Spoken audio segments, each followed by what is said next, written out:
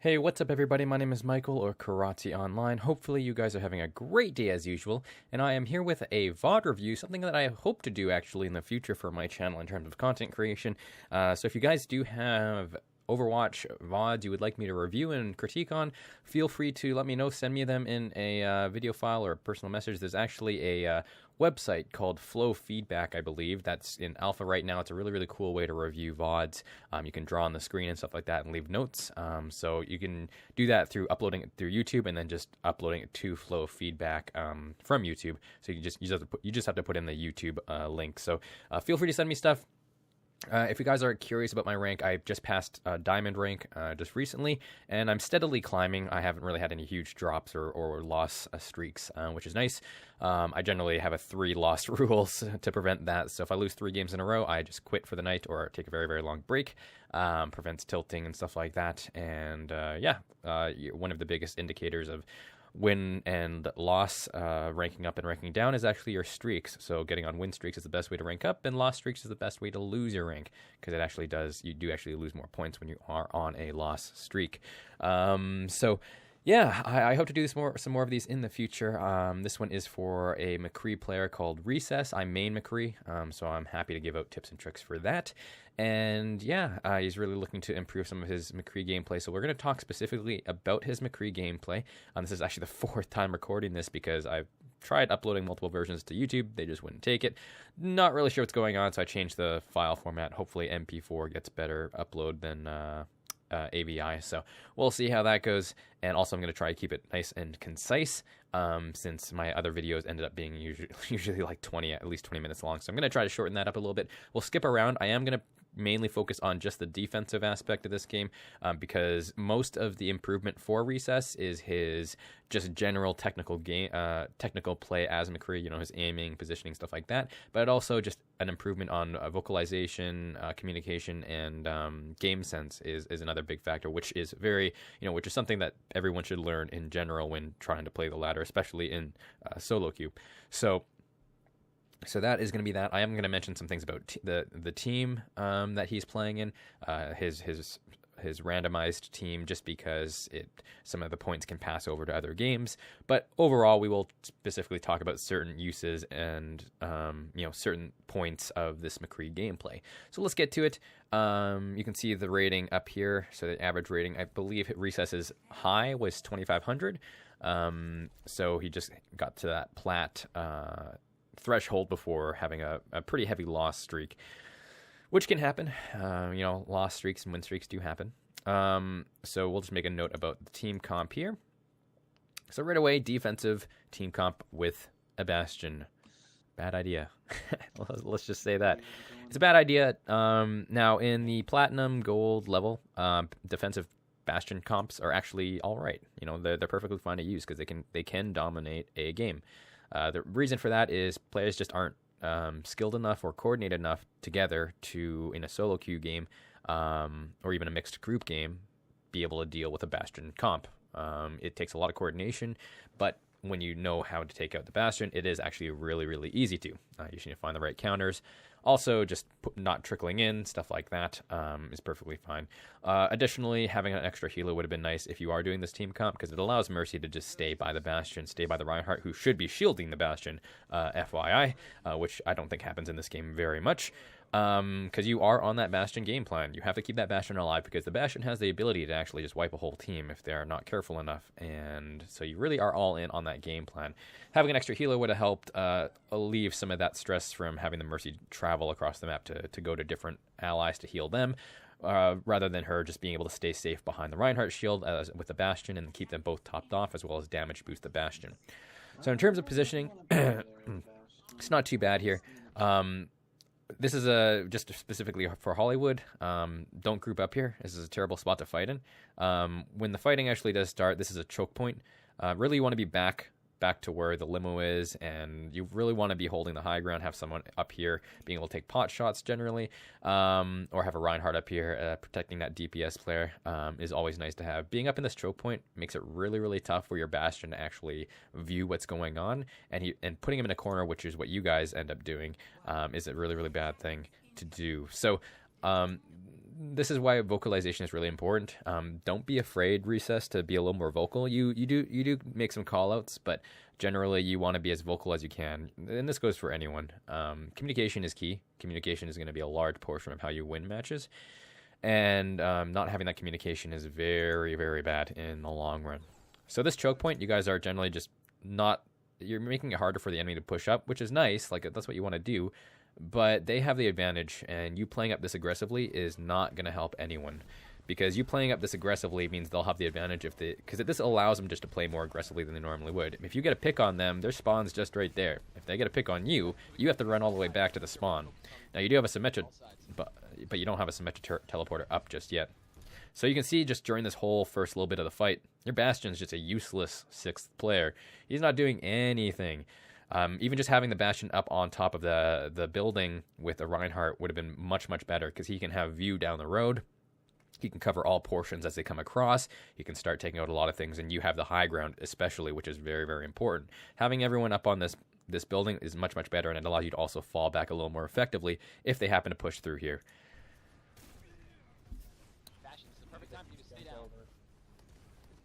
So right here, it's nice that you're moving to sort of check out where the D.Va went. I personally don't really like fighting D.Va as a McCree.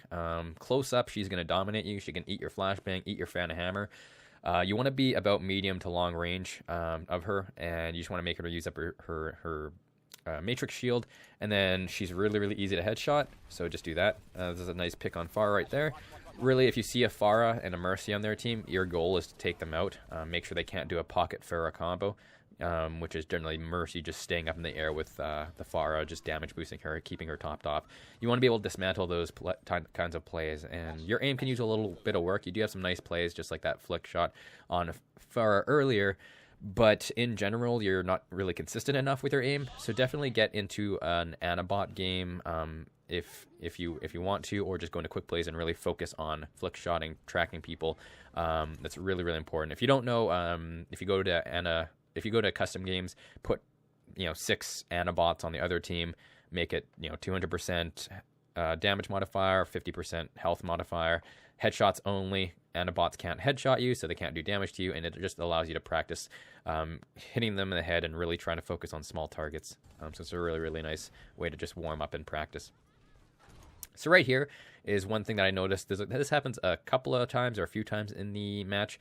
You tend to stand still for just a second and a half, a couple of seconds, trying to track enemies that are really, really far out of your range. You don't want to stand still when you're not protected like this. This is really, really easy for a Roadhog to hook you, McCree to headshot you. For example, right there, if that McCree actually could aim, you probably would have died there. He had the jump on you. And that is not a very good position to fight in, and this is neither a good position to fight in either. So you definitely don't play up aggressively as a McCree. McCree isn't like Genji, isn't like Tracer. McCrees don't have escape mechanisms, and the roll is not an escape mechanism. You can use the roll for some movement advantages, but overall it's not, quote unquote escape mechanism. So this is a terrible place to fight in as well, because you can't really look up at the Pharah. McCree is great at taking down Pharah, but not at that angle, since the roof is blocking your way. The Symmetra shouldn't have been up there either. It is nice that she got a pick, but still it's not really worth it considering she died, and you guys are at a disadvantage because of the defense thing I was talking about. Bastion shouldn't be here. This is a terrible spot for Bastion to fight in. Don't be afraid to tell if you are on a Bastion game plan, or just don't be afraid to suggest this to other people who are camping in a certain spot. If you think it's a bad area, or if you know it's a bad area to camp in, tell them to, ask them if they, suggest they should reposition. Suggesting things is much better than telling someone to do something. You're just going to end up aggravating your teammates. But that is sort of a dead end, and there's not really many places to go, which is why it's a bad position. There is a Zarya on their team. One thing that's nice to keep track of is Zarya energy. You can tell by a visual indicator on when Zarya is getting to high energy. Keeping track of that is really, really important, because if she has an ult up or anything like that, it allows you to play a little more aggressively. Right here was a pretty good ult with a little bit better reaction time. You actually could have got 2 picks here for a very brief amount of time. There were two skulls there, but good overall, good for zoning and stuff like that. Luckily, I believe you guys have a Symmetra teleporter up. Otherwise, they probably would have taken the point here.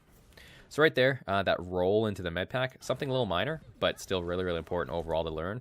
is ability efficiency, ability management. There's really no reason to roll there. You weren't really in danger of dying. You had cover around you, and you could just walk the few steps and boom, bada bing. The reason for that is McCree's kit is like he needs his abilities and needs to use them very sparingly. There are very useful times to use them, to dodge an attack, to get into position a little better, stuff like that. Here's another point where proper aim would have been much more useful. You would have been able to take out that fur much easier rather than having to let her get away. But yeah, in that 8 seconds that your cooldown was on for your roll, you might have needed that roll in that 8 seconds. So make sure there's always a reason you're using your abilities, not just willy-nilly. And so right here, there's another reason not to really use the roll there. It moves you a little faster, but at that point it's not really worth it. Some good shots there. So right here is a really good combo against tanks. You got the flash, fan the hammer, roll, fan the hammer. Now you didn't really do that here. You got a lot of damage, especially with the symmetric turret helping here. You got pretty much all the fan the hammer. Now she's really low. A headshot, 2 body shots would kill her at this point, at a close range. But you rolled away. So not only are you in a really poor position if they're starting to push in here, you have no protection from your allies. And what I would have done, since you have engaged in a fight with Zarya, you are at an advantage health-wise, and you have more damage at this range, especially since you just rolled. You just refilled your clip or your whatever, your gun. You reloaded with that roll. You could have just fanned the hammer again if you rolled towards her, and she would have died. It's a very strong combo to kill tanks or anyone with larger hitboxes. Just fan the hammer, roll, fan the hammer. And so she's still alive, and you're in a really poor position to potentially die here. Another reason why you don't want to let Zarya live is she's a high priority target, first of all. But secondly, she has half of her health as shield. So she recharges half of her health by herself. So you've just let her go back in the corner and recharge her health. So now you are at a disadvantage health-wise. See, like right here, like this whole section, this whole part, you wouldn't have had to dealt with it if you just killed her earlier. So know when you can win fights. Know when you can play aggressively. And here's a good kill on Tracer. Now it's great. Your job is to kill flankers. This is perfect. Now what I would do is get less used to on Tracer specifically. Don't use the fan the hammer. Get used to just using a flashbang and headshot. A flashbang plus a headshot. A flashbang plus a headshot is enough to kill a Tracer, and that's all you should need. So now you're out of ammo, but more importantly, you don't have your fan your hammer. So that's 2 really big downsides to doing that combo with the fan the hammer. There's another pointless roll. You could have just walked up to that McCree. He really didn't have anywhere to go.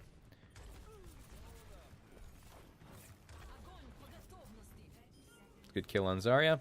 So right here, I probably wouldn't have used my McCree ult. Luckily, you didn't get punished for it, but at the higher level play, if you get Zarya ulted, most teams are going to capitalize on that, and there's a reason you got Zarya ulted. So what you need to do is really make sure there's a good reason to use that McCree ult. It's good for zoning, but you were not in a good position to use it there. Generally, I will save it for when I have a high ground, a flank, or when my team's near me and protecting me, like with a Reinhardt shield where I can help zone the area. Right there, you were totally exposed, but luckily the enemy team didn't capitalize on it. So here's a very important part right here. This is like a good area to flank in. This is perfect. The enemy team doesn't know you're here. Now, if you watch this Zarya coming here, she doesn't know you're here either. So you got a great pick. The enemy team's clueless. They should probably have seen that coming. No one's turning left. No one's worrying about you. So you have free reign in this situation. Now, you do know they have a McCree, or sorry, not a McCree. You do know they have a Mercy on the enemy team. And whenever an enemy team has a Mercy, worrying about Mercy res is really important in team fights. This is where ult management and ult timing comes into play, and just knowledge of not only your ults, always keep track of your team's ultimates. Periodically ask them, okay, whose ults are up? Can we team fight? Can we do this? Can we do that? No one was communicative this game. And if they were communicative, it was very minor, just like, oh, D.Va went around this corner. Stuff like that is good. It's a stepping stone, but you really want to improve on that and really focus on ults. This game centers around ults at the moment. So knowing when those ults are up is really, really important. And a Mercy ult is one of the most important ones to worry about. As a McCree, you're one of the best heroes to deal with Mercies. You have a very high damage output. You have a flashbang to stun her and then headshot her. You even from medium range, as long as you can hit her, she's very, very squishy, and you really need to deny enemies that res.